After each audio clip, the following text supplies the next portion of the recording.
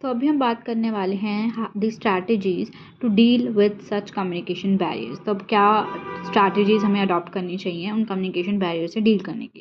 Communication barriers की मैंने एक और शॉर्ट्स वीडियो बनाई है इससे पहले। कौन से बैरियर्स थे? That was ethnocentrism, prejudice, discrimination, stereotyping, उनके लिए। तो सबसे पहला आता है एसिमिलेशन।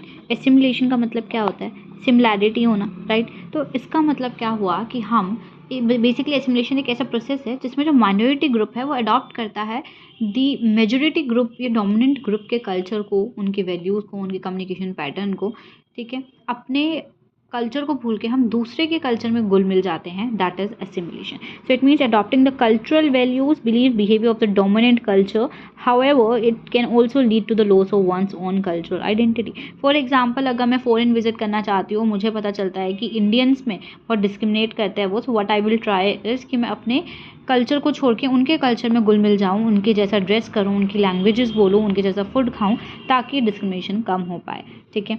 सेकेंड आता है अकोमोडेशन। अपने अकोमोडेशन का मतलब रहना सहने से ही होता है वैसे तो, पर ये क्या है? बेसिकली ये एक ऐसी स्ट्रैटेजी है जहाँ पे डिफरेंट कल्चरल ग्रुप्स एडजस्ट करते हैं एक दूसरे के साथ, एक म्यूचुअल रिस्पेक्ट के साथ रहते हैं, ठीक है। तो बेसिकली हम अपने कल्चरल आइडेंटिटीज़ को यहाँ मेंटेन भी कर रहे हैं, जो हमारी खुद की ओरिजिनल कल्चरल आइडेंटिटी है उसको मेंटेन भी कर रहे हैं, और बाकी के साथ भी तमीज़ से रह रहे हैं, उन सब अलग अलग कल्चर के लोगों के साथ म्यूचुअल रिस्पेक्ट के साथ रह रहे हैं। फॉर एग्जांपल, अगर एक टीचिंग इंस्टीट्यूशन है तो वहाँ पे मैं सिर्फ हिंदी या इंग्लिश ना पढ़ा करके, क्योंकि फॉरेन स्टूडेंट्स भी पढ़ने आ रहे हैं, तो उनकी लैंग्वेजेस को भी as a teaching subject involve करना इज़ अकोमोडेशन, ठीक है। इससे भी डिस्क्रिमिनेशन या फिर आपके कल्चरल बैरियर्स कम हो रहे हैं, ठीक है। थर्ड आता है सेपरेशन। सेपरेशन का मतलब क्या होता है? अलग होना।